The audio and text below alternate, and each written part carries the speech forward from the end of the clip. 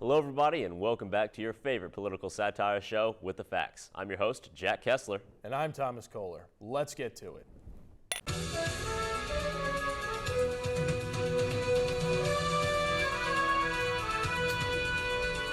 The two most unhinged people who formed the most unhinged couple and had a child with an unreadable name have finally broken up.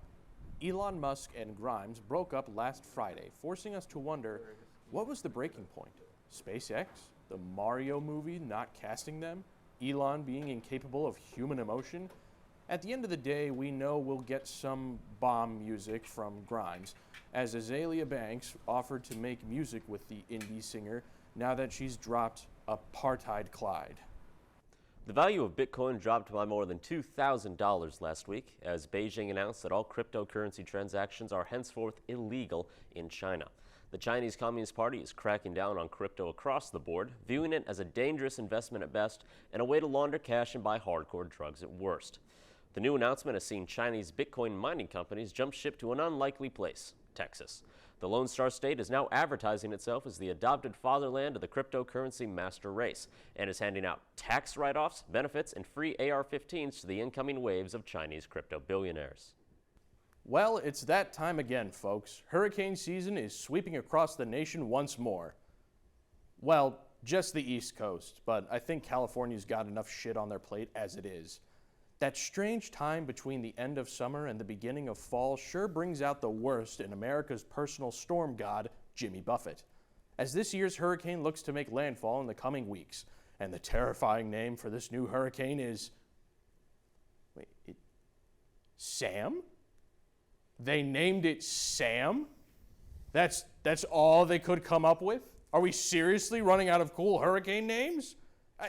This is just lazy. They didn't even give it the full name like Samantha or Samuel. What, were they afraid to misgender a cloud? What the f?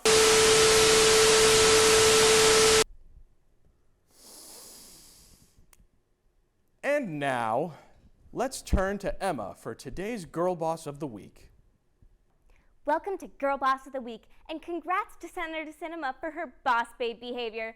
Senator Sinema is known for her quirky outfits and wigs. She truly gives off the energy of somebody who definitely has a persona. And that's not all this annoying centrist offers. She's a girl boss performing femininity at top tier by proving that women can also disenfranchise the working class. That's because this senator is one of the 3 centrist Dems blocking a bill out to help people gain access to medical care. So why is Senator Sinema holding back $3 trillion to expand our healthcare system? Probably because pharmaceutical companies donated $35,000 to her 2018 campaign. And despite not having to run again until 2024, Senator Sinema got $98,500 from political action committees run by drug companies in the 2019 to 2020 campaign cycle. Girl power truly is disenfranchising the working class from accessible medical care. In other news, it would appear that the Cuomo sexual case is not only still open, but also highly contagious. While most of the allegations against former governor of New York Andrew Cuomo still stand tall, a new allegation of sexual misconduct is being levied against younger brother Chris Cuomo.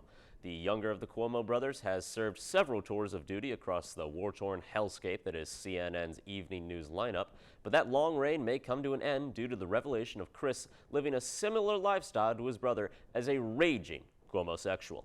This came to light when Shelley Ross, Cuomo's former boss at ABC News, claimed he sexually harassed her back in 2005 when he, quote, grabbed her buttock, unquote, at a Christmas party. And while his chestnuts may now roast on an open fire, this allegation may lead to several other severe questions like, does Chris also have nipple rings? Last week, 4 gymnasts, Aly Raisman, Simone Biles, Michaela Maroney, and Maggie Nichols testified to the U.S. Senate about the sexual abuses they had faced from the hands of Larry Nassar, and how the FBI neglected to do anything when the issue was first reported. Larry Nassar was the former Olympic team doctor, pedophile, and the vile, ugly monster who molested around 120 women in gymnastics. While Nassar should have been hunted for sport, he is now behind bars. The members of law enforcement who covered up this crime, they're still walking free. FBI agents Jay Abbott and Michael Langeman knew about these abuses as gymnast Michaela Maroney reported to them long before anything was done. Instead of doing their jobs, these men sat on their hands while more girls faced Nassar's abuse. It truly speaks volumes when they can't even face the victims of such a heinous crime. It makes you wonder if the stereotype of teenage girls being dramatic is propaganda spread by the Department of Justice so they don't ever have to do their job. I hope those little freaks are feeling guilty, but I doubt they feel anything at all. Well, that's this week's episode of With the Facts. I'm Jack Kessler. And I'm Thomas Kohler. Thanks for joining us, and we'll see you next time.